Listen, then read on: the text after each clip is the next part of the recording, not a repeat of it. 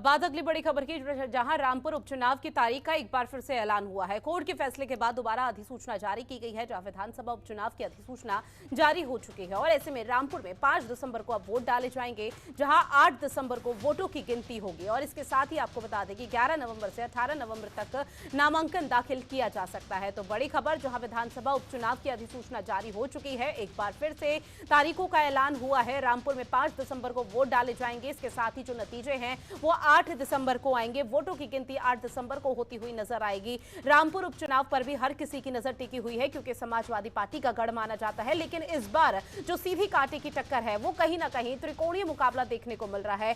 और ऐसे में रामपुर उपचुनाव की तारीखों का जो एक बार फिर से नए सिरे से ऐलान हुआ है, उसके चलते कोर्ट के फैसले के बाद एक बार फिर से अधिसूचना जारी कर दी गई है। एक बार फिर रुक करेंगे संवाददाता रामानुज का। रामानुज, रामपुर उपचुनाव की तारीखों का एक बार फिर से ऐलान हुआ, क्या कुछ जानकारी?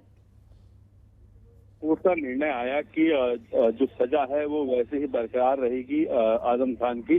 तो कहीं ना कहीं जो उनकी योग्यता थी, जो उनको उनकी सजा रद्द की गई थी, वो मान ली गई। और ऐसे में चुनाव आयोग ने जो निर्णय था उसको देखते हुए एक नोटिफिकेशन जारी की है, जिसमें आज से लेकर 18 तारीख तक जो है नॉमिनेशन भर सकते हैं। और 18 के बाद 21 तारीख तक जो है 3 दिन का जो समय रहेगा, उसमें नॉमिनेशन वापस करने का समय रहेगा। और 5 दिसंबर को भी इसी सीट पर भी जो है जो पोलिंग होगी। तो कहीं ना कहीं इस पूरे जो चुनाव है, जो तीनों जो चुनाव है उपचुनाव, इनको सबका समय एक ही दिन का है, यानी कि 5 दिसंबर को इन सब पे जो है वोटिंग होनी है और 8 दिसंबर को जो है नतीजे आएंगे।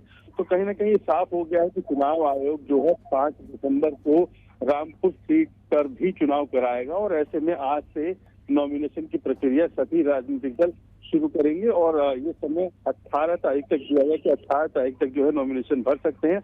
और 21 तारीख तक, 18 से 21 का जो समय है, तब तक विड्रॉल कर सकते हैं। तो ऐसे में कहीं ना कहीं सभी राजनीतिक दल जो है अब नॉमिनेशन की तैयारी कर रहे हैं। और भारतीय जनता पार्टी जो है वो भी अपने कोर ग्रुप के साथ बैठक करके एक प्रत्याशी उतारने की जो है शुरुआत करेगी। लेकिन जो रामपुर के लिए जो उम्मीदें थी समाजवादी पार्टी की कि शायद वो जो है फैसले को बदल दिया जाए सेशन कोर्ट के जरिए, लेकिन ऐसा नहीं हुआ। कहीं ना कहीं उम्मीदों पर पानी फिरा और चुनाव आयोग ने देर शाम जो है इस निर्णय के बाद जो है जो घोषणा कर दी कि रामपुर पर भी 5 दिसंबर को ही चुनाव होगा। जी।